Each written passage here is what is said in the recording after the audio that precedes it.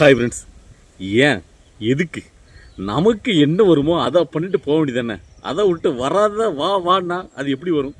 So இப்படி தான் நம்ம ஒருத்தரை பற்றி கேட்கணும்னு அப்படி தோணுச்சு. யாருன்னு கேட்டிங்கன்னா தமிழ்நாடு முதலமைச்சர் மு.க.ஸ்டாலின் அவர்களை பார்த்து. அதாவது எல்லாரும் பண்ணுறாங்க அப்படின்ட்டு நம்மளும் பண்ணக்கூடாதுல்ல. ஸோ தளபதி விஜய் அவர்கள் ரோட் ஷோ பண்ணுறாருன்னா அவருக்கு இருக்கக்கூடிய மாஸ் வேறு, அவருக்குடைய மக்கள் செல்வாக்கு வேறு, எல்லாருடைய மக்கள் மனசுலையும் சும்மா சிம்மாசனம் போட்டு உட்காந்துருக்காரு தமிழ்நாட்டில். ஸோ அதெல்லாம் அப்புறம் பார்க்குறதுக்கு லட்சக்கணக்கு கோடிக்கணக்கான மக்கள் தில்றாங்க. அதையும் அவர் வந்து பார்த்தீங்கன்னா ஹேண்டில் பண்ணுற விதங்கிறது வேறு லெவலில் இருக்குது. அதான் பார்த்துட்டு எதையோ பார்த்துட்டே சூடுபட்ட கதையா இங்கே தமிழ்நாட்டு ஆண்டுட்டு இருக்க முதலமைச்சர் இவங்களும் பார்த்தீங்கன்னா ரோட் ஷோ பண்ணுறாங்க. ஆனால் அந்த ரோட் ஷோ ஒரு பெரிய ஒரு காமெடி ஷோ மாறி போயிருது. அதுதான் நிதர்சனமான உண்மை.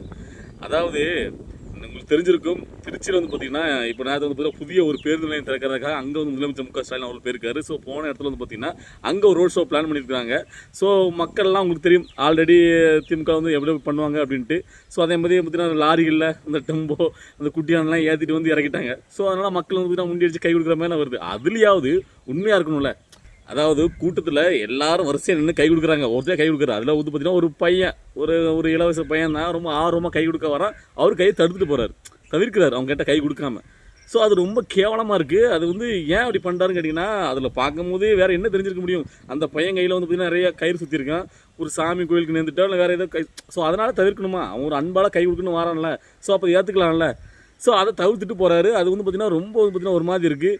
ஸோ அதாவது யாரையுமே இங்கே வந்து பார்த்திங்கன்னா நம்ம வந்து பார்த்திங்கன்னா உதாசீனப்படுத்துறதுக்கோ இல்லைனா அவங்கள பிரித்து இவங்களுக்கு நான் கை கொடுப்பேன். இப்போ அந்த கை கொடுக்க வந்தால அந்த பையனோட மனநிலை என்னவாக இருக்குன்னு பாருங்கள்.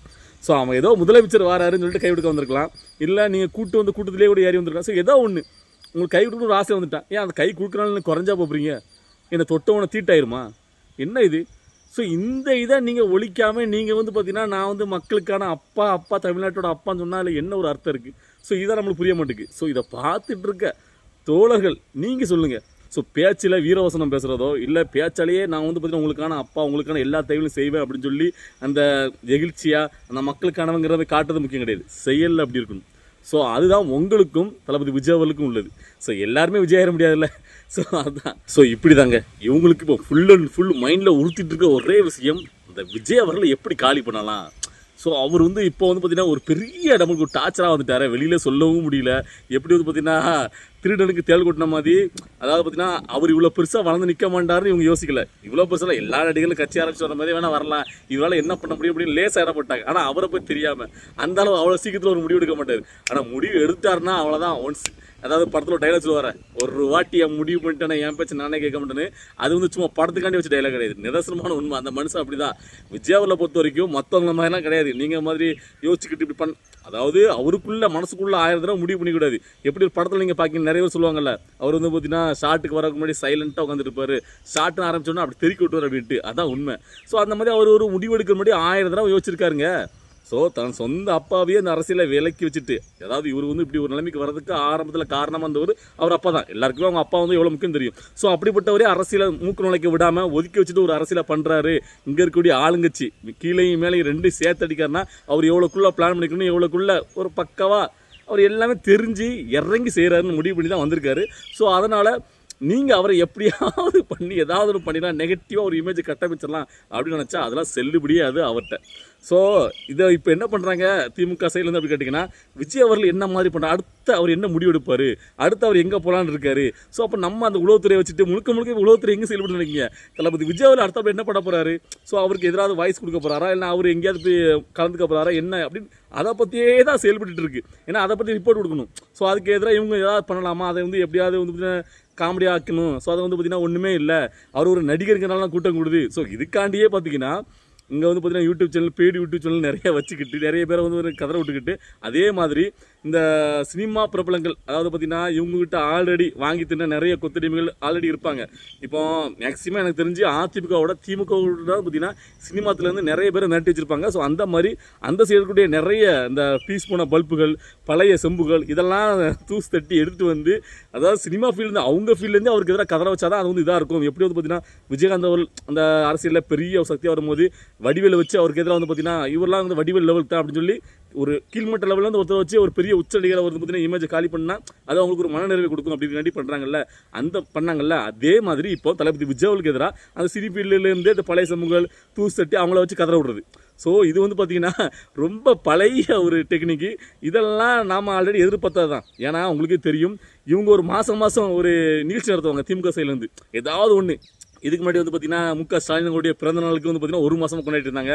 அதுக்கப்புறம் அப்படி இப்படி ஏதாவது ஒரு ஃபங்க்ஷன் சொல்லி கொண்டாடுவாங்க. ஆனால் அந்த ஃபங்க்ஷனில் ஸ்டார்டிங் மட்டும் தான் அவங்களுடைய கட்சி சார்ந்து அவங்களுடைய கட்சி தலைவரை பற்றி பேசுவாங்க. அதுக்கப்புறம் முழுக்க தளபதி விஜய் பற்றி விமர்சிப்பாங்க. ஏன்னா இவங்க நிகழ்ச்சி ஸ்டார்ட் பண்ணுறது, நிகழ்ச்சியை நடத்துறதே விஜய் அவரில் விமர்சனம் பண்ணுற கடி தான். ஸோ அதாவது அவர் ஒரு ஆளே கிடையாதுமாங்க, அது ஒரு கட்சியே கிடையாதுமாங்க. ஸோ ஆனால் முழுக்க அவரை பற்றி தான் பேசணும். ஏன்னா இப்போதைக்கு உங்களுக்கு பொறுத்த வரைக்கும் தமிழ்நாட்டு அரசியலை பொறுத்த வரைக்கும் தளபதி விஜய் தான். விஜயை பற்றி பேசாமல் யாருமே அரசியல் பேச கிடையாது. ஏன்னா அப்படி ஒரு நிலைமை இங்கே உருவாக்கிருக்காரு. அப்போ எவ்வளோ பெரிய ஆளாக இருப்பார். ஸோ அதனால தாங்க தளபதி விஜய் அவர்கள் இவங்களை வந்து கதற விடுறாருல, இந்த ஒரு பயத்தை கொடுக்குறாருல. ஸோ அதுக்காண்டி அவருக்கு நம்ம இன்னும் தொடர்ந்து சப்போர்ட் பண்ணணும் அப்படின்னு நம்மளுக்கு தோணுது. அதாவது இவங்க வந்து பார்த்தீங்கன்னா இப்போ என்ன ஒரு மனக்கோட்டை கட்டியிருந்தாங்க திமுக சைட்லேருந்து கேட்டிங்கன்னா, அதாவது அதிமுக உள்ளுக்குள்ளேயே ஓபிஎஸ் இபிஎஸ் சண்டை போட்டு சின்ன பண்ண மாதிரி இது பிரிஞ்சு கிடக்கு. ஸோ அதனால் இது எப்படினாலும் தேராது. ஸோ நாம் இப்போ வந்து பார்த்தீங்கன்னா முதலமைச்சர் ஸ்டாலின் அவர்கள் பார்த்தீங்கன்னா ஆட்சியில் இருக்காங்க. ஸோ அதுக்கு அடுத்த கட்டமாக உதயநிதி ஸ்டாலின் அவர்கள் கொண்டு வந்தாச்சு துணை முதலமைச்சராக. ஸோ இனிமே அடுத்த இடத்துல ஏதாவது அவரையும் வந்து பார்த்தீங்கன்னா அடுத்த முதல்வராக்கி விட்டோம் அப்படின்னா பிரச்சனை கிடையாது. அப்படியே மேலே போயிட்டே இருக்கான். நம்மளுக்கு கண்ணுக்கு தெரிஞ்ச வரைக்கும் பெருசாக ஒரு எதிரிகள் யாருமே கிடையாது. என்ன ஏடிமிக்க தானே பார்த்துக்கலாம். ஸோ அப்படிங்கிற ஒரு மிதப்பில் இருந்தாங்க. ஸோ இப்போ தளபதி விஜய் அவர்கள் வந்தத உடனே வரும்போது கூட அவங்க பெருசாக வந்து கவலைப்படலை. ஸோ இவர் தான் பார்த்தீங்கன்னா ஒரு சைலண்டான டைப் தானே. இவர் எங்கே ஒரு ஆக்ரோஷம் பேச ஒரு அரசியல்னா கரெக்டு முறையாக கொஞ்சம் பேசணும், வைக்கணும், ஆக்ஷன் எடுக்கணும். இதெல்லாம் இவருக்கு எப்படி பண்ண முடியும்? ஸோ ஏதோ ஒரு ஆசையில் வந்துட்டார்ப்பா, முதல்வராகணும் ஒரு ஆசையில் பார்த்துக்கலாம் அப்படின்னு நினச்சிட்டு இருந்தாங்க.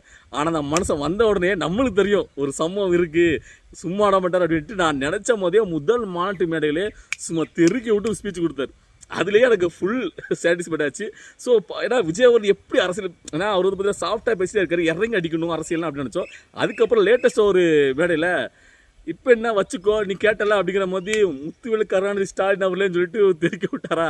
ஸோ இப்படி அதாவது நம்ம ரசித்த ஒரு நடிகர், நம்ம நடிகருக்காக அவர் வந்து நம்ம கொண்டாடல. அவர் எப்போ அதை விட்டுட்டு அதாவது சாதாரணமாக மற்றவங்கள மாதிரி பார்த்தீங்கன்னா ஒரு பீக்கில் வந்து குறைஞ்ச உடனே அதுக்கப்புறம் அங்கே வந்து பார்த்தீங்கன்னா நம்மளுக்கு மவுஸ் இல்லை அப்படின்னா அதுக்கப்புறம் அரசியல் தேடி வரல.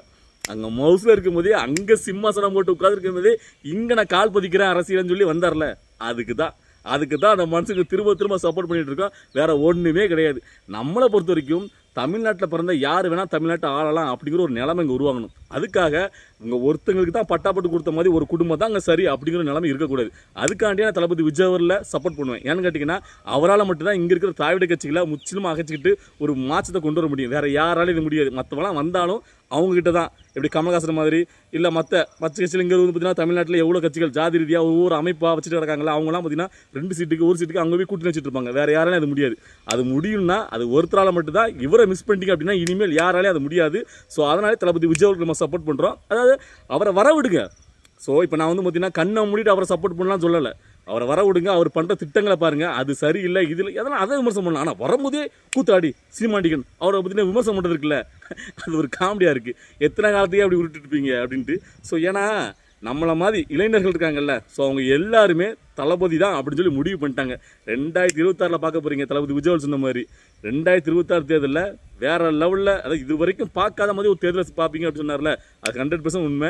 இன்னும் இருக்குது. இதுக்கே எப்படின்னா எப்படி, அதாவது கோவையில் பூத் கமிட்டி மாட்டு, மதுரையில் ஒரு சின்னதாக ரோட் ஷோ பார்த்ததுக்கே இப்படின்னா இன்னும் இருக்குது. தமிழ்நாடு முழுக்க சுவிட்ச் பயணம் மேற்கொள்ளும் போது வேறு லெவலில் சம்பவங்கள்லாம் இருக்குது. கதலால் சத்தம்லாம் ஒப்பரை சத்தமும் பயங்கரமாக இருக்கும். இதில் ஏன் அவங்க இந்த இவ்வளோக்குள்ளே பதறணும் அப்படின்னு கேட்டிங்கன்னா அதுக்கு ஒரு காரணம் கதையை நான் சொல்லிடுறேன். அதாவது ஒட்டுமொத்தமாக திமுக விசஸ் டிவிக்குன்னு எடுத்துக்கிட்டிங்கன்னா திமுக கொஞ்சம் பலம் வாங்கியதாக இருக்குது. டிவிக்கு புதுசாக வரனால அவங்க கொஞ்சம் பெரிய ஒரு பயத்தெல்லாம் கொடுக்காது.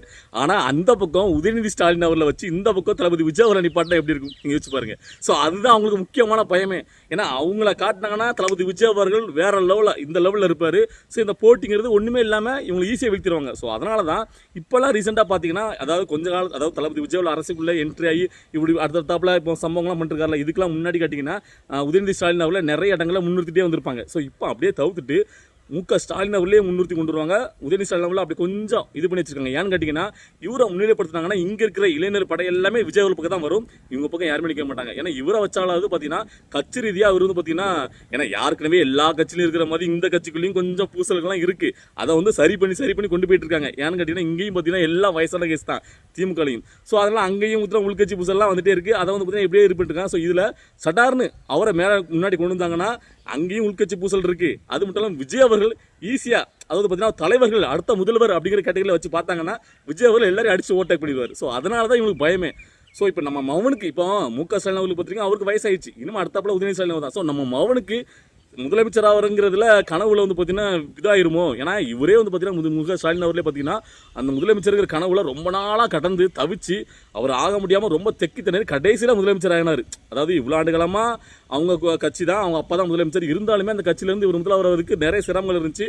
அதை தாண்டி ஆயிருக்காரு. ஸோ அதே மாதிரி நம்முடைய மகனுக்கும் உதயநிதி ஸ்டாலினுக்கும் அது வந்துருமோ அப்படின்னு அவங்களுக்கு வந்து பார்த்தீங்கன்னா ரொம்ப யோசனையாக இருக்குது. ஏன்னா தளபதி விஜய் வந்ததுனால. ஸோ அதுதான் இப்போ ரொம்ப இன்ட்ரெஸ்டிங்கான ஒரு முக்கியமான விஷயமே. ஸோ இதை வந்து பார்த்தீங்கன்னா எப்படி திமுக ஹேண்டில் பண்ணி தளபதி விஜய் எதுக்க போது தளபதி விஜய் இவங்க சரி கட்டி எப்படி ஜெயிக்க போறாரு. ஸோ இதைத்தான் நம்ம வந்து பார்க்கறதுக்கு ரொம்ப அவ்வளோ இருக்கும். இன்னும் இருக்குது அடுத்தடுத்தாப்புல. ஸோ மதுரையை பார்த்துருப்பீங்க, கோவையை பார்த்துருப்பீங்க. தமிழ்நாடு முழுக்க வரும்போது எப்படி சம்பவங்கள்லாம் எல்லாரும் விட்டுற மாட்டாங்க. ஸோ மக்கள் எல்லாரும் முடிவு பண்ணிட்டாங்க. ஏன்னா ஒரு மாற்றங்கிறது வேணும். நாம எப்படி விரும்புகிறோமோ அதேமாதிரி தமிழ்நாட்டு மக்கள் எல்லாருமே ஒரு மாற்றத்தை நோக்கி ஏன்னா எல்லாருமே அதை தான் நோக்குவாங்க. என்னடா இங்கே காலங்காலமாக இருக்கிற திராவிட கட்சிகளே பார்த்து சளிப்படைஞ்சு இந்த ஊழல் அரசியல்வாதிகள் பார்த்தீங்களா திமுகவில் இருக்கிற ஒவ்வொரு அமைச்சர்களும் எந்த மாதிரி ரொம்ப நக்கலாக எப்படிலாம் மேடைகள் ஏறி பேசுகிறாங்கன்னு ஒரு மதத்தை சார்ந்தா இருக்கட்டும் ஒரு மக்களை சார்ந்தா இருக்கட்டும் ரொம்ப நக்கலாக அவங்க பண்ணுற திட்டத்தையே ஓசின்னு இப்படி நிறைய விஷயங்களை பார்த்து சளிப்படைந்து அவங்க வந்து பார்த்தீங்கன்னா ரொம்ப இதாக இருக்காங்க. ஸோ அதனால் 2026 ஒரு மிகப்பெரிய ஒரு மாற்றம் வரப்போகுது.